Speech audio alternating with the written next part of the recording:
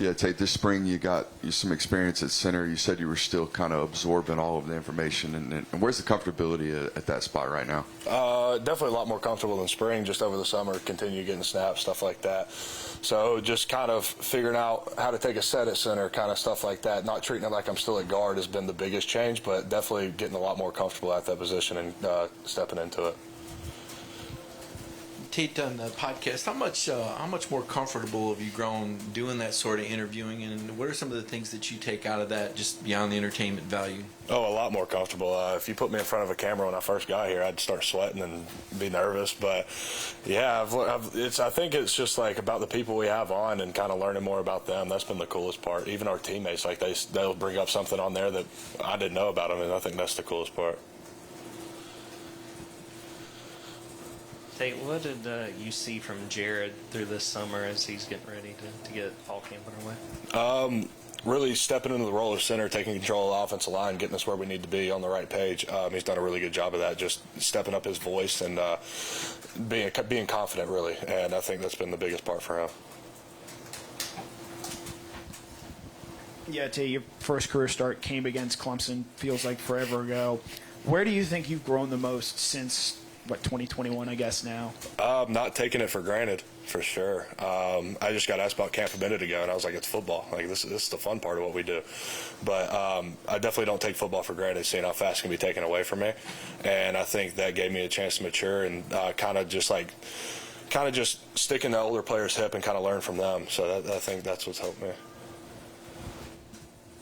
Yeah, it's so different for you guys now because you really don't stop training all year long. But for a guy, obviously a veteran who's been through 5 of these now, what's the mindset as you get to camp? You touched on this a little bit. I think you said it's excitement or whatever. But, I mean, is it something you look forward to or you dread and just try to get through? No, I look forward to it. It's football. It's the fun part of what we do. We're not out there running. We're not out there swinging the weight around. It's football. We get to go play football. That's what we're here for. It's what we do. And I think that's something to look forward to every year. And kind of as you get older, you kind of learn that. And I think these younger guys are going to figure that out at some point. And it took me some time to figure that out.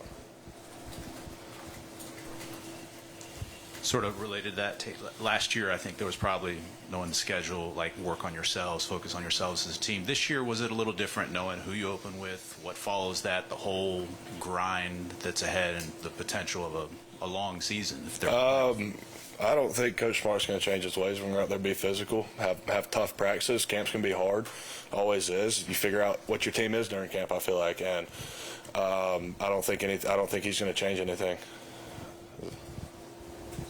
Tate, on these tough practice days, are you more vocal with teammates as far as pushing them? We always hear about player-led teams and accountability. What's your leadership style, and how vocal do you anticipate being this fall camp? Definitely more vocal than I've been. I've been in a room with Sed, who's one of the best leaders I've ever been around, so I've never really had to be that guy.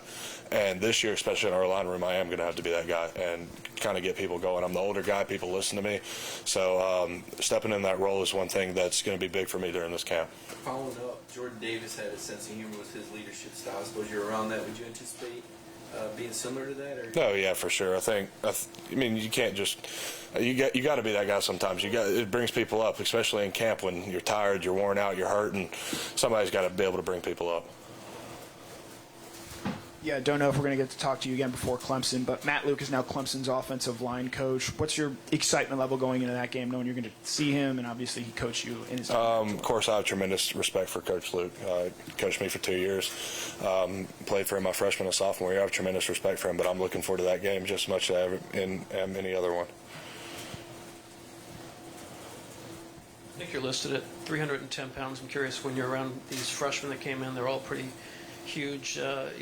What do you see in them, and have you played basketball with Jazeer Jackson yet? I don't know if I'm going to step on the court with him. I don't know if I can. If I am, he's on my team. But I see a bunch of guys that are eager to learn. They're coming in. They're trying to learn. They're trying to do their best, and I respect them for it. It's been a good group.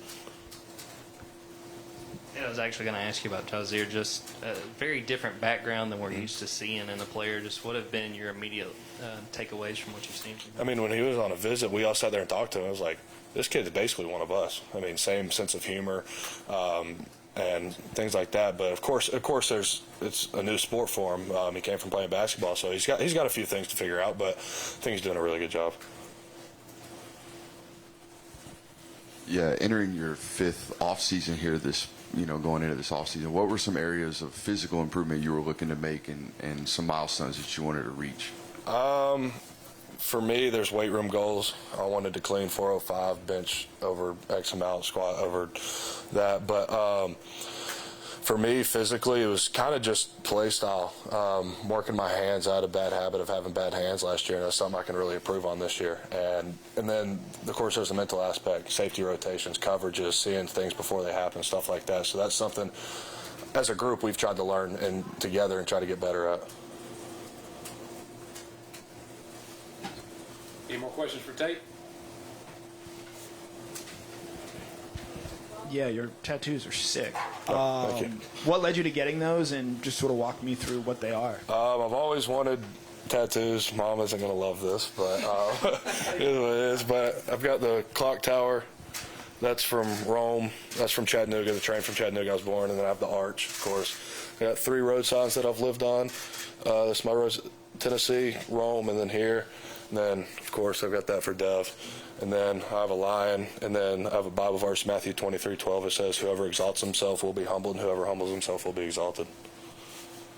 Got one more question. Tate, I guess I just asked you about Carson. We heard Kirby talk about wanting Carson to be more assertive. Have you seen a change in Carson throughout the summer and going into fall camp? I've had a few conversations with him about just, I think when he speaks, people are going to listen. He's our starting quarterback, and I think every team needs their starting quarterback to have some sort of voice, and him stepping up he has, and it's been big, and people listen when he talks. Thank you, Tate. Yep. Thanks for